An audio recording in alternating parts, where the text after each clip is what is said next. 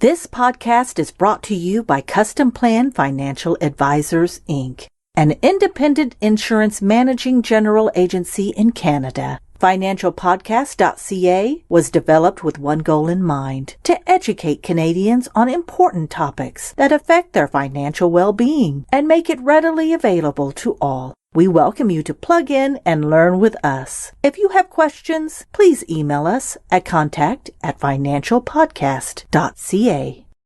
Hello, everyone, wherever you might be. My name is Gary Poyer, and I want to welcome you to our financial podcast.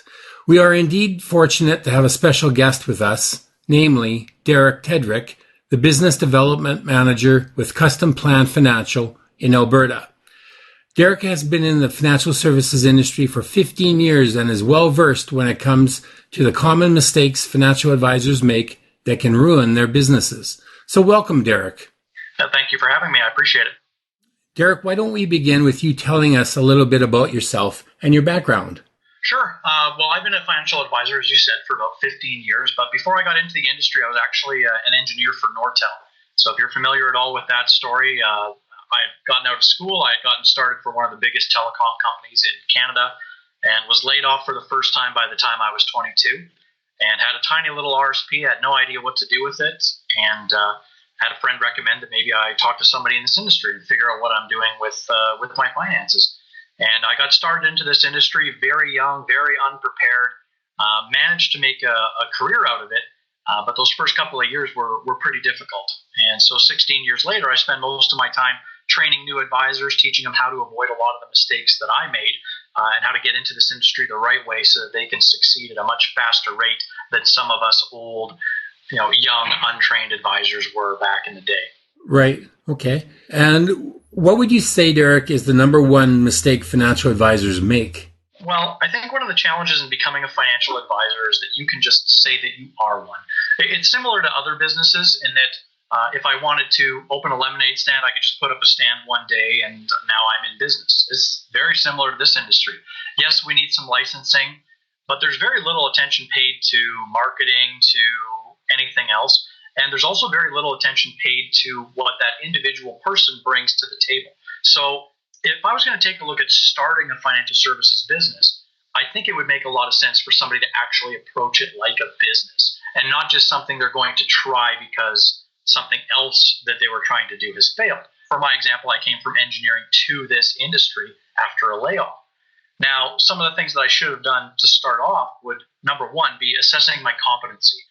What value can I actually provide people? What am I competent at? When I started, very, very young, early 20s, very little exposure to financial services, I knew very little of the things that were available to average Canadians. I didn't know how paperwork worked, how back offices worked, how presentation worked, how any of that worked. And actually spending some time and figuring out what I was competent to talk about would have saved me a lot of credibility, actually, and would have kept me from burning a lot of my natural market as I got started. Second thing was that as I started, I didn't really know how to market. I didn't have the idea of simplifying my approach and figuring out what I could offer and then targeting my marketing towards that. I had the approach of the generalist. I'm just going to shotgun out and talk to everybody I possibly can about anything I can possibly think of, throw enough hooks in the water, maybe somebody will bite on something. And that leads to a very, very rocky roller coaster type business experience. And it also makes it really tough to track. How do you know if what you're saying is actually resonating with people if you change what you say every time? And that's exactly what I was doing. And so it led to some real challenges. And so what I had to do was figure out, what are the one or two things that I can do? What can I talk about? Is it just RSPs? Is it just term insurance? Is it just something simple? And then move forward with that. How am I going to target that to a specific market? and then do the trade shows, the newsletters, all of the things that target that one market. That would have simplified things for me tremendously. That would have saved me 5 years of development in my business to do that. The next step of that would really be preparing a brand. As I said, I didn't have any prep work done. I was laid off. I was learning about this industry. I liked it. And then I got my licenses and I was in this industry. But I'd spent no time trying to figure out where my place was going to be or what my brand was going to be. I had no websites, business cards, brochures, tablecloths, banners. I had nothing to be able to do the marketing end of the job. And so when people would ask me, what do? Do you have a business card? Do you have a website where I can read about you? The answer was no. There's none of that. I had a personal Facebook page, and that was about it. Now, not when I first started, 16 years ago. I didn't have that Facebook page then, but eventually that's all that I had, a MySpace page, and that was it. So not very exciting. Okay. I just have a question here, Derek. Would you say it's best or better for a financial advisor to begin with a company like Investors Group, an established company, or do you think it's better to go out on your own to begin with? That's actually a great question. In our industry, to get support as an advisor, it's got to come from somebody with a financial interest. So on the independent channel, where you have free reign to do business with any company, very few people actually have a financial interest in you. And what that results in is nobody cares about your training and your development.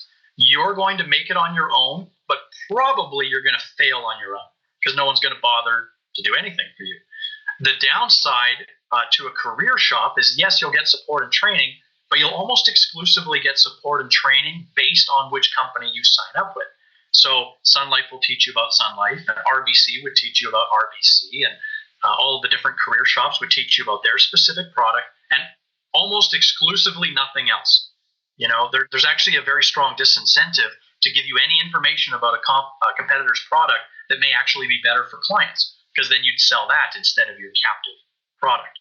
And most captive products tend to be inferior in many ways. So there's definitely downsides. The ideal is to get the training wherever you can get it.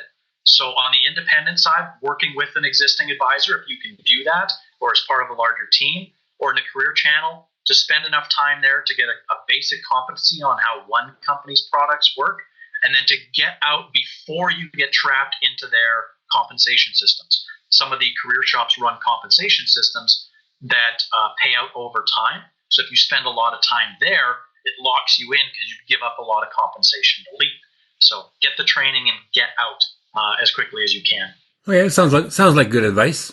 But it depends on the person. Some people have made wonderful careers at a career shop. But if you're looking for maximum compensation for the work that you do and maximum breadth of choices for clients, one company's products can't offer everything for everybody. So the obvious choice must be the independent channel if you're willing to get trained enough to be able to survive there. If you move too soon before you're ready, it's just a slow death. Don't get the progress you need, get depressed, and eventually bankrupt yourself out of the industry. Exactly. Okay, great. What other mistakes do you feel financial advisors make? I think one of the challenges, too, is that people sometimes approach getting into a business with a mindset that's not ready to make a business. We seem to naturally figure this out for other areas of our life. If we want to expand an area of our life, we have to make room for it. So if I wanted to grow a relationship, I would need to dedicate time, effort, money towards that relationship to foster it, to let it grow. And they tend to take more effort up front than they do once they're established. But when it comes to business, some people wind up in this business. Again, not an intentional process. They just wind up here, do a layoff like myself, or downsizing, or what have you. And they don't make room in their life to really push a new business through the startup phase and into something where it's a little more established. You really need to put in the time, the energy, and the effort up front before you ever start to see the results. And for a person that doesn't have that business mindset where they're willing to say no to personal relationships and personal hobbies and invest money that was going towards other things that they enjoyed into their business, to sacrifice sleep and all the rest, it's very hard for it to get off the ground. And most people will dip their toe in the water but never commit fully and do what it takes. And so to approach a business with that mindset of my life is going to be imbalanced for a little while. I'm going to have to way over commit before I can pull back into a balanced work-life arrangement. Unless they go in with that mentality, there's no survival for them. They should stay as an employee, even in this industry, but they should not be an independent and they should not be a standalone advisor. They won't survive. Right. Do advisors have to have this mindset? Do they have to be born with it, or can they acquire it? I think it can be acquired. In fact, I think dissatisfaction with their status quo can really help develop this. For me, it was going through a layoff. I hated being in a cubicle. I was young, but I'd been through enough of the corporate world to realize that maybe I wasn't a good fit there. And so my idea of working my way up the corporate ladder, benefits, the rest, I was willing to trade that for uncertainty and a chance to make it hopefully in a bigger way, but at least under my control. So for me, it was acquired. Some people come from a family with great examples of business owners, and for them, I think they'd have a much easier transition because they'd already have their expectation of normal would already be set to what a business owner's life looks like. Whereas if your family's only employees and that's all you've seen, this is quite the departure from that. And how did you acquire it? Like, did you read books or did you attend conferences, or how did you do it? Mentorship was probably the only shortcut that I could see. I attached my wagon to people who were more successful than me, that were making it in this industry, and learned as much as I could.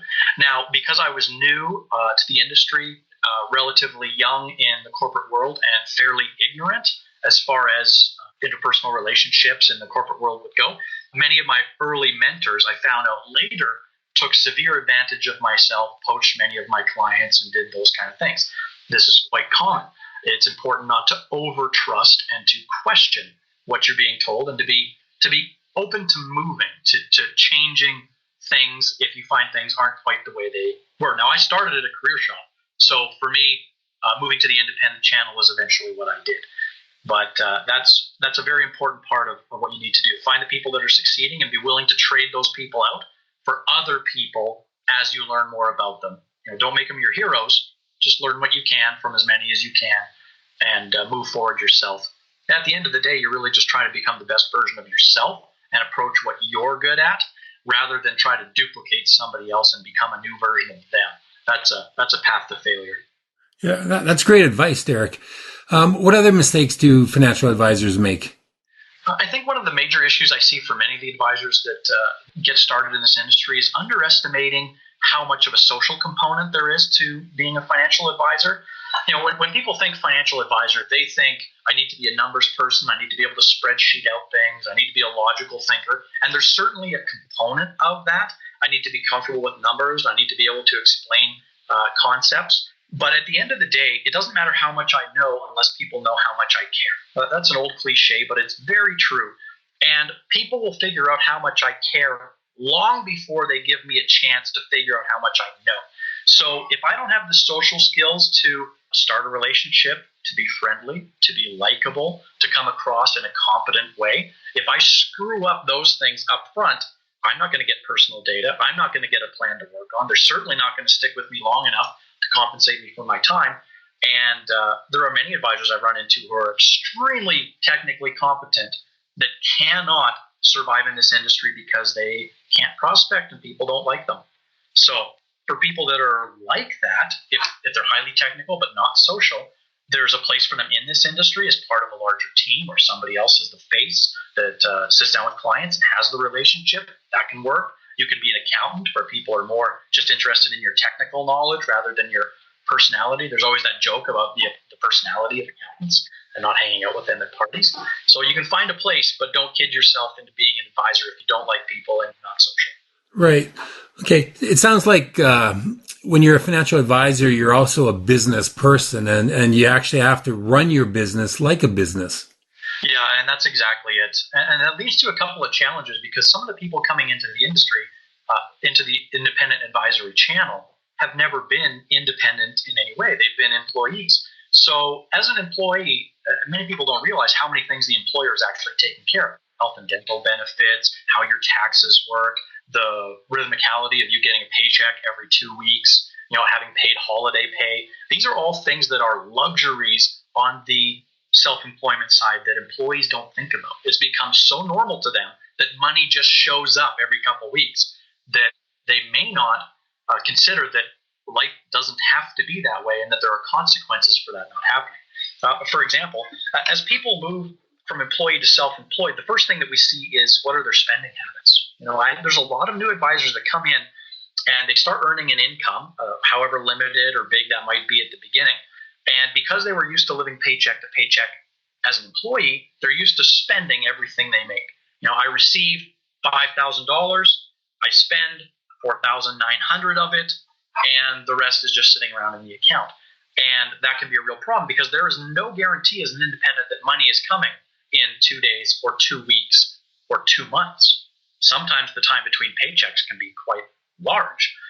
And so if I spent everything, there's a real big problem with that. The second thing is that in our industry, there's a real difference between upfront pay and recurring pay. So as an example, if I sit down with a family and they have a need for insurance, and I happen to set them up with an insurance policy, there's two components to that. There's a recurring part that I'm going to get paid every year. It's a small percentage of their premium per year. And there's also an upfront commission part. They take 20 years of pay and condense it down and pay it all up front. Now, for somebody that's used to spending everything that they make, they have just received a year's worth of compensation up front. If they blow it all now, they're still on the hook to service that policy, but they've already spent the income coming in from that. The second thing is that our industry has something called chargebacks. So, as an example, as an employee, if you receive a paycheck, that's your paycheck. There's nobody that can take more money from you except maybe CRA if you weren't paying your taxes or you owed too much. But that's your money. You know that when you get that in your bank account, if you blow it, as long as you have your job, you'll get more money. In this industry, if I spend that amount that they have given me up front, what many new advisors don't realize is in insurance, that's not actually a paycheck, that's a loan. And if the client doesn't continue to pay for that insurance plan for at least 2 to 5 years, depending on the plan and the company, they cancel their plan, I owe back a portion of that money. If they canceled it right away after I had sold that plan, I owe all of it back. So I can get an anti-paycheck, an unpaid check.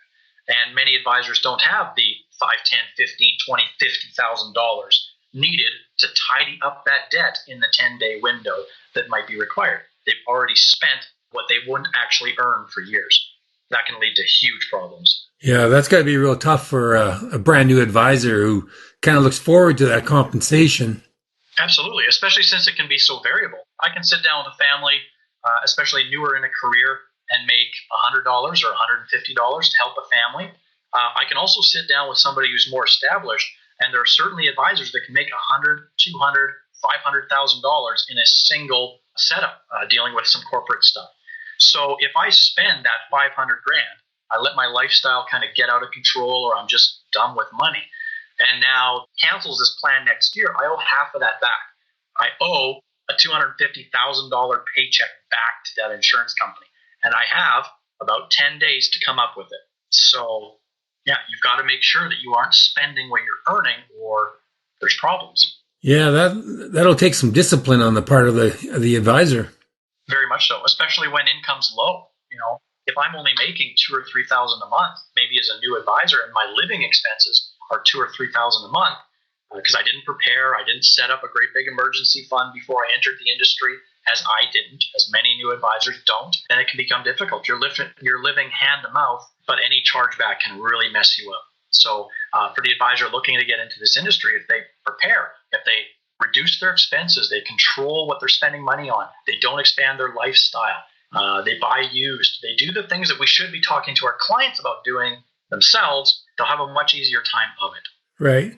I have a question here, Derek. How do you train advisors who are afraid to pick up the phone and call a prospect? You see, that's one of the big challenges. I'm actually noticing a trend lately in that the advisors that are scared to actually talk to people are now trying to have technology replace that part of the role. They're trying to do LinkedIn advertisements, Facebook advertisements. They're going to go to Google and do search engine optimization, hoping to be the name that drops. And there's certainly some success there, but those types of businesses tend to be transactional. You advertise, somebody connects with you, buys a simple thing like a 10-year term policy that pays very little, and there's no recurring relationship. There's no referrals that come from that. There's no holistic planning that comes from that. It tends to be, unless you're one of the biggest players, a deeply unprofitable way to do the business. For those that want to build relationships, want to service clients across many different needs, investments, insurances, maybe help with mortgages, lots of different areas where we can help. For those people, they need referrals. And that type of business model has proven over time, even today in the day of technology, to be the far more profitable business model for most people. So if I'm scared to pick up the phone, and as an engineer, as a rather antisocial individual, I was afraid of the phone very much. You've either got to get over that, or you, again, need to find a different position in financial services where you can get over that fear or not be client-facing.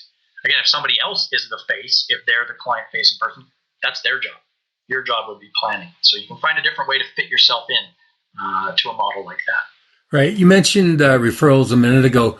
Yeah. What are some of the mistakes financial advisors make when it comes to not asking for referrals? Well, the interesting thing is you just nailed it right there. Advisors don't ask for referrals. And there can be a lot of psychological reasons for that. They don't believe that they've earned it. Perhaps they're too new. Perhaps they're just uncomfortable, or they feel that it puts clients on the spot. And that's really interesting because we found there's been research in our industry that's talked about that clients are willing to give referrals for people that do provide good service, because there's many, especially mid-market Canadians, middle class, that aren't getting the service they feel they deserve. And they have some friends and family that they'd be happy to refer to somebody that they know and trust if they were asked. But it's the advisor being the advisor's biggest detriment to this. They don't ask, they're uncomfortable, and that bleeds into sometimes clients not being comfortable either. There's a lot of really successful ways that a person can ask for referrals. And in fact, one of the simplest ones is for a new advisor to simply ask a client, you know that I'm expanding my business, you know that I'm actively looking for new clients. What would be a comfortable way for me to ask you for referrals that wouldn't jeopardize our relationship at all? Would there be a way for me to do that? And you can ask the client themselves to tell you how you should get referrals from them. It's a pretty simple, no pressure way to do it if you know about it. Yeah, it sounds really easy too. So it's a great idea. What other mistakes do financial advisors make?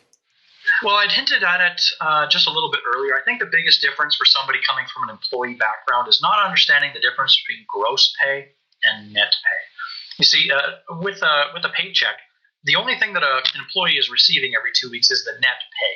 They're already taking off CRA deductions at source, so it's already taken off before you even receive it. They might be taking off deductions for life insurance and disability insurance and other employee benefits that you might have at your work. And then they get onto the self-employed side, and they're getting the gross pay. They're getting 100% of the compensation with no money taken off for taxes. And that's actually one of the biggest things that blows advisors out of the industry. They'll have years of struggle where it doesn't really matter because they're not paying any taxes. But then if they've stuck around long enough, they'll have a breakout year where they really do generate some serious income.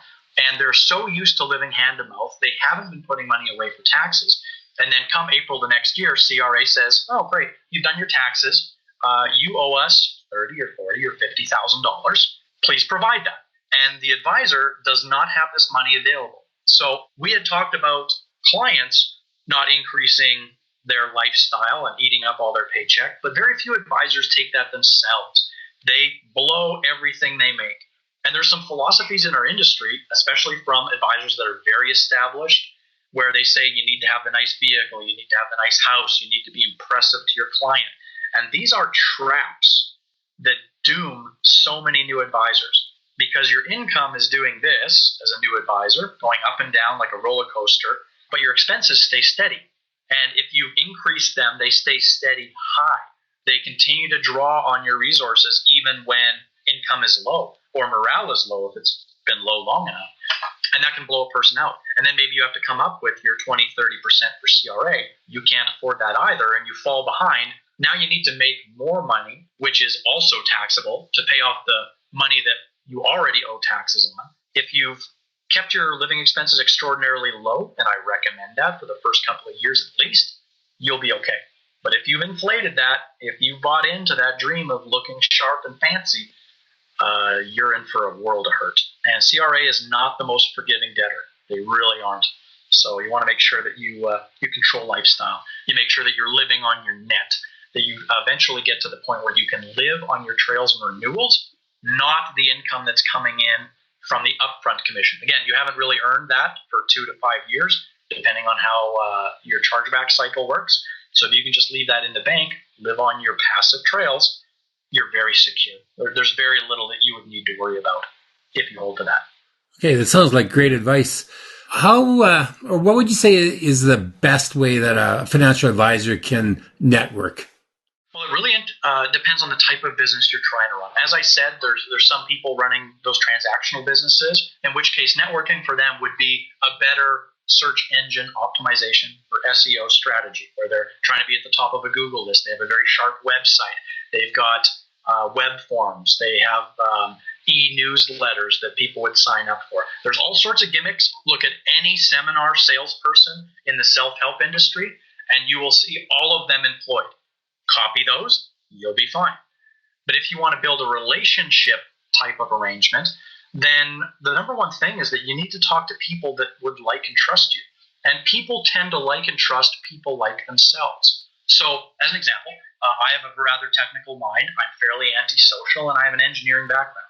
So, if I was going to market using referrals, I should probably figure out where people like that are and spend time with them. As an example, I have found an extraordinary number of engineers, IT people, and technical-minded people like to scuba dive. Now, I didn't know that going in. I just always wanted to scuba dive, and I took that on. But I was surrounded by people who tended to be like me, thought like me. We would like to hang out together, and that made it really easy because they trusted me implicitly because of the things I was already doing, and they knew they were surrounded in their personal life by people that were just like them. Networking became very easy at that part. One of the challenges that new advisors have is they figure out what their ideal client is going to be, if they've thought that far. And they say, I want to be working with extremely successful, high net worth people that own businesses. And the question they fail to ask a lot of the time is, would people like that relate to me? If you were in a room filled with these highly successful business owners, as perhaps me, brand new advisor, no experience, couple of years in the corporate world, no assets, didn't own a house at that point, do we have anything to talk about? I would feel extremely uncomfortable in that room, and they wouldn't think I'm worth their time. They would not associate with me or even give me the time of day. So why would I base my entire business success on appealing to people who are nothing like me? And that can be harsh to some financial advisors because they know getting one of those people as a client could be a $500,000 deal. And that's true, but you're not ready. As a new advisor, you must start with what you're comfortable with and for the kind of people that are comfortable for you. There has been advisors with incredible success who have a farming / small town background that deal with farmers and small town people. You can make it really work if you start off focusing on the things that make sense for you. That's probably the biggest takeaway. Okay. Do you think it would be a mistake for a new advisor to buy a book from a retiring financial advisor because of what you just said? It depends on what the book is. So there's a couple of rules when it comes to books. For one, an advisor attracts clients that tend to be plus or minus 5 years from their own age. So myself, late 30s, my clientele, primarily early 30s to mid 40s. That's how my book is. Now, most books that are being sold are from senior advisors who are looking to get out. So they tend to be in the 60 to 75 range. So plus or minus 5 years, what does that book of business look like? Is it in the asset distribution phase? It might be worth X amount of dollars today, but if everybody in that book of business is riffing out their money, it has to be paid out in the next 15 years. That book is going to dwindle to nothing. At the same time, what are the sales opportunities in that book of business? If it's a book of business of 30 and 40 and 50-year-olds, that abounds with opportunity. There's a lot of stuff you can do for families in there. If they're all 70 years old, the major decisions have primarily been done. They're living with the after effects of the decision-making process. So there's not going to be a lot of new sales opportunities, and there won't be any ability to resell that book because it'll be even smaller down the road. So you really got to look at what's in that book. How was it sold? Are there compliance liabilities in there? Did somebody sell all of those funds on deferred sales charge? Are you going to pay a bunch of money for somebody else's liability? Are they trying to get rid of their book because a regulator's looking at them and they'd rather you take the fall than they do? These are things that I never would have considered as a new advisor, but you really need to know what you're buying. And you really need to talk to somebody outside of the person selling it about what that book looks like and what that agent's character is like. That'll tell you a lot about what might be in there for landmines. Yeah, well, that makes a lot of sense. Any other major mistakes that you want to speak about? Other than the CRA issue, we just talked about it, but again, a lot of advisors have some real difficulty with that. Please make sure, for a new advisor, put away 20, 25% of your paycheck. Worst case, your emergency fund's a little bigger next year and you didn't need it all for taxes. But don't fall behind on that. The second thing, as an advisor, it's not going to work out if you're not willing to put in the work. It's very front-end loaded, and it's very unbalanced for the first couple of years. It's extremely work-heavy to get established, and then it can be very unwork-balanced down the road. There's ways for you to systematize, to automate, to do a lot of things where you don't have to be so hands-on. But that only comes after the successful startup phase. You got to get through that first. All right. Well, again, I want to thank you, Derek, for being on our financial podcast tonight. And I want to thank our audience for listening. And until next time, this is Gary Poyer signing off for the Financial Podcast.